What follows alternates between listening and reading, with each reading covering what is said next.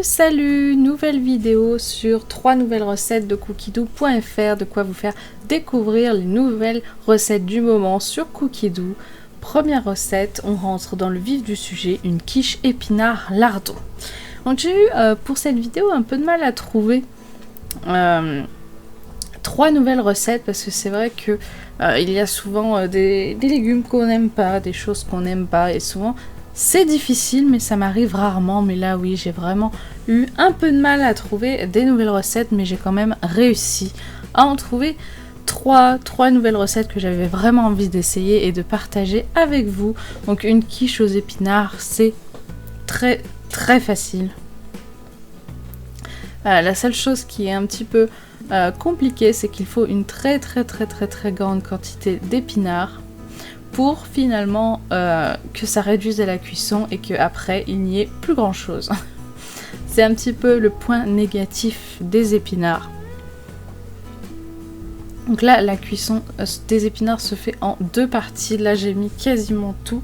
Et après, il faut mettre les 100 grammes restants après la cuisson.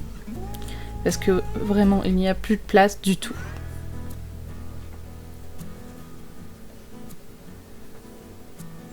Alors, vous voyez un peu les épinards pour ceux qui n'ont pas l'habitude de cuisiner les épinards. Voilà, je dirais que ça réduit 3 fois environ à la cuisson. Après, je fais pas très souvent des quiches, des tartes ou ce genre de choses. Mais c'est vrai que ça fait toujours... c'est toujours bien de temps en temps de tester de nouvelles choses. Bien sûr, on égoutte les épinards. Ce qui est un petit peu compliqué parce qu'il demande d'écraser les épinards avec la spatule de façon à presser le jus. Ce qui est très long. Donc maintenant, on s'attaque à la partie liquide de la quiche. Pour ceux qui aiment les épinards, je vous mets en lien dans le petit i tout en haut à droite une vidéo sur les 3 recettes d'épinards que j'ai fait sur la chaîne pour ceux qui aiment beaucoup les épinards et qui aimeraient découvrir d'autres petites choses également. Donc la partie liquide d'une tarte, d'une quiche, pas d'une tarte mais surtout d'une quiche ou d'un clafoutis, donc la partie liquide d'une recette qu'on appelle l'appareil. Voilà.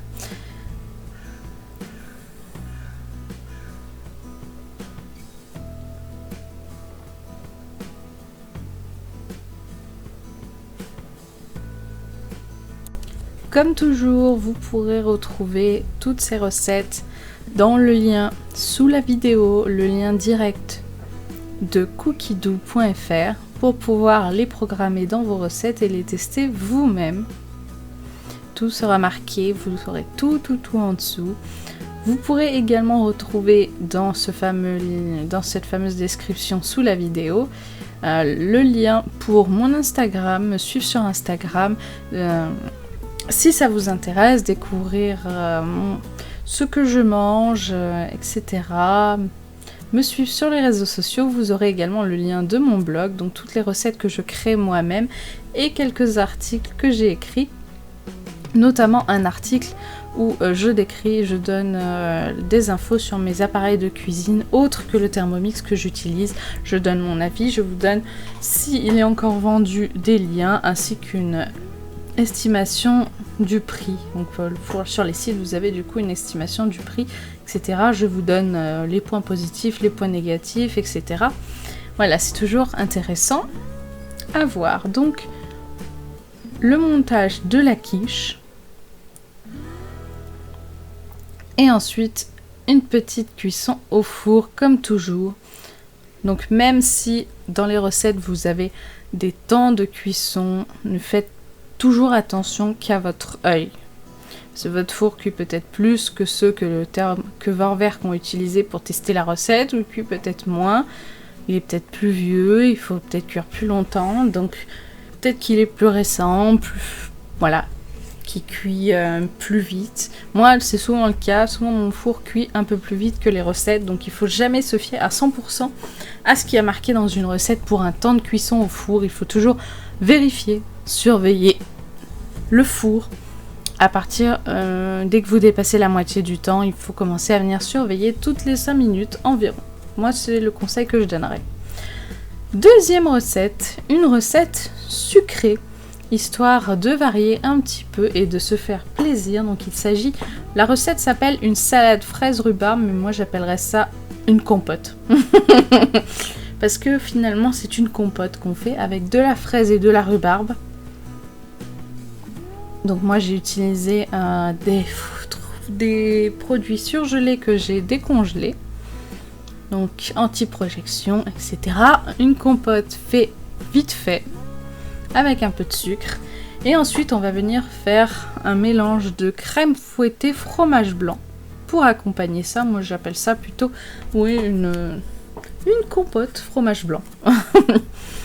Par exemple, quelque chose de parfait pour le petit déjeuner.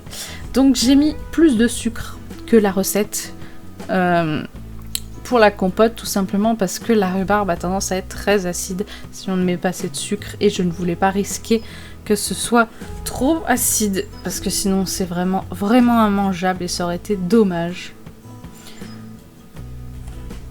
Et donc voilà, et c'était très très bon, ne vous en faites pas. Donc la partie crème fouettée maintenant, qui est un peu compliquée vu que fouetter de la crème avec le Thermomix c'est extrêmement dur, malgré le fait que ma crème sortait du frigo. C'était extrêmement dur, je ne l'ai pas fouetté à 100% parce que j'y arrive rarement et je n'ai pas eu le temps de mettre le bol au congèle malheureusement, mais bon c'est pas grave, c'était quand même très bon.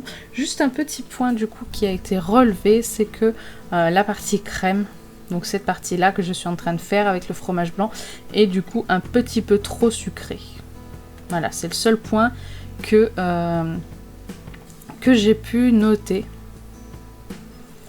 Mais sinon c'était vraiment très très bon. Je pense que quand la saison des fraises et de la rhubarbe reviendra, peut-être même avec des produits frais, qui sait, et ben je pense que j'en referai, mais cette fois avec moins de sucre.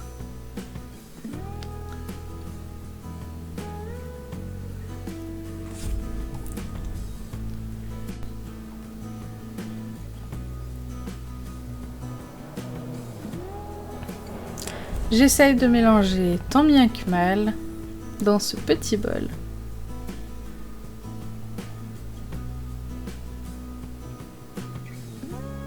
Et je vais ensuite servir ça pour 2 personnes, vu que j'ai eu un invité pour le goûter. Donc le dressage se fait, j'ai fait exactement comme la recette, sauf que j'ai mis un peu plus la partie crème parce qu'il disait 2 cuillères à soupe en dessous la compote et 2 cuillères à soupe au-dessus.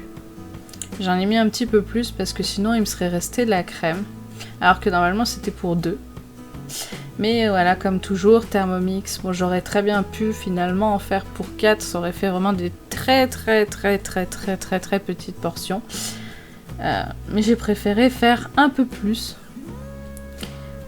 et tout passer tout de suite, étant donné que ce sont des choses, les crèmes fouettées, etc., qui se gardent très peu une fois qu'elles ont été faites.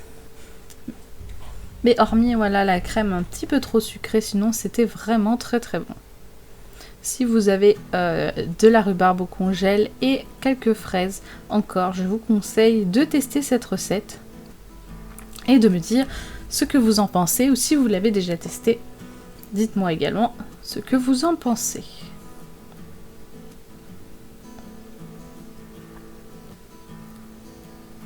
Et voilà un beau régal pour les yeux. Et aussi pour l'estomac qui s'est bien régalé aussi.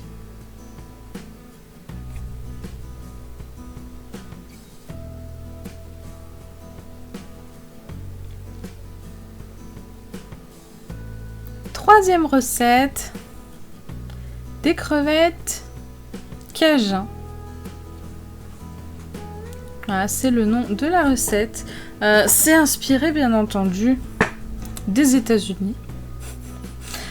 Donc voilà pourquoi il y a du ketchup dans la marinade, la sauce des crevettes, la marinade des crevettes. Comme toujours, moi je ne fais que la moitié de la recette, donc pour 2 personnes au lieu de 4.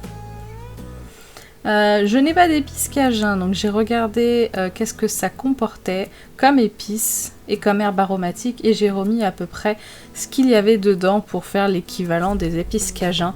Il me manquait, je crois, peut-être 1 ou 2 choses sur les 4 ou 5 qu'il y a dedans, mais ce n'est pas vraiment très très grave. Le but, c'est vraiment de s'en rapprocher. Donc on mélange. Et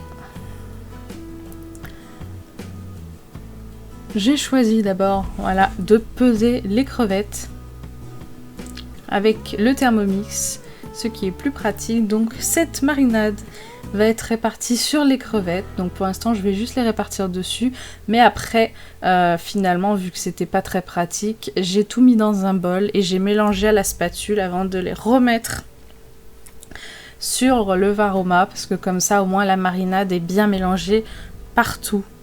Il y a bien toutes les crevettes qui sont mises. Et c'est du coup beaucoup mieux pour le goût, plutôt que d'avoir une qui a beaucoup de ketchup et l'autre qui a quasiment rien.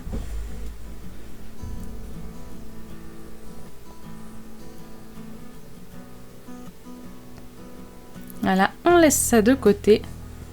Et on va s'occuper du riz. Donc la cuisson du riz, il n'y a rien d'extraordinaire. Donc oui, comme je l'ai dit, cette recette est inspirée bien sûr des États-Unis, hein, souvent plein de ketchup, etc. Comme certains fast-food.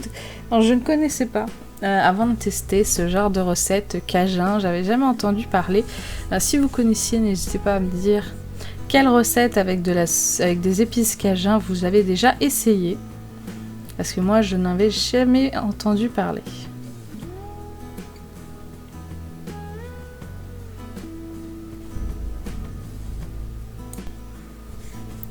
N'hésitez pas, si ce n'est pas encore fait, à vous abonner à la chaîne pour ne pas manquer les prochaines vidéos et surtout pour pouvoir aussi regarder toutes les anciennes vidéos, toutes les anciennes inspirations, etc.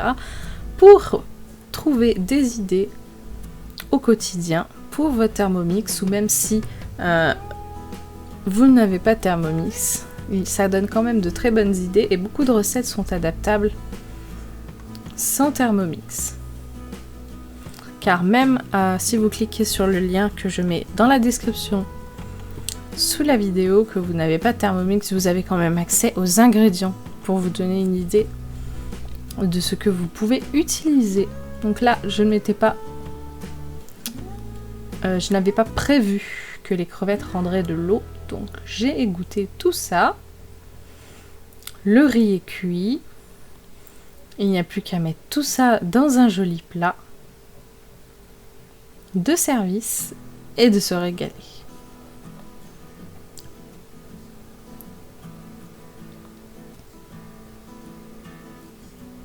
Donc pour info, j'étais sceptique quant à la marinade, mais les crevettes étaient vraiment très bonnes quand même. Même si la marinade, finalement, ce n'était que du ketchup, du jus de citron et des épices et des herbes aromatiques. C'était quand même très bon. Il manquerait juste, par exemple, un petit peu de légumes pour accompagner ça, si vraiment on souhaite. Mais c'est un plat excellent. J'espère que ces 3 nouvelles recettes de cookiedoo.fr vous ont inspiré. Vous aussi, n'hésitez pas bien entendu à venir me dire ce que vous en pensez dans les commentaires, à partager entre vous, etc. etc. Je vous dis du coup à la semaine prochaine pour d'autres vidéos. N'hésitez pas, je le répète, à vous abonner. N'hésitez pas également à mettre un petit pouce en l'air, un petit j'aime sous la vidéo pour le référencement. Et n'hésitez pas aussi à mettre un petit commentaire si vous le souhaitez. Je vous répondrai bien entendu avec grand plaisir. Je vous dis du coup à lundi prochain pour une autre vidéo assez spéciale cette fois, que j'ai très hâte de vous présenter. Surtout, ne la ratez pas. Ce sera vraiment pour moi super je pense. Je vous dis salut. Bonne semaine à tous et bonne dégustation.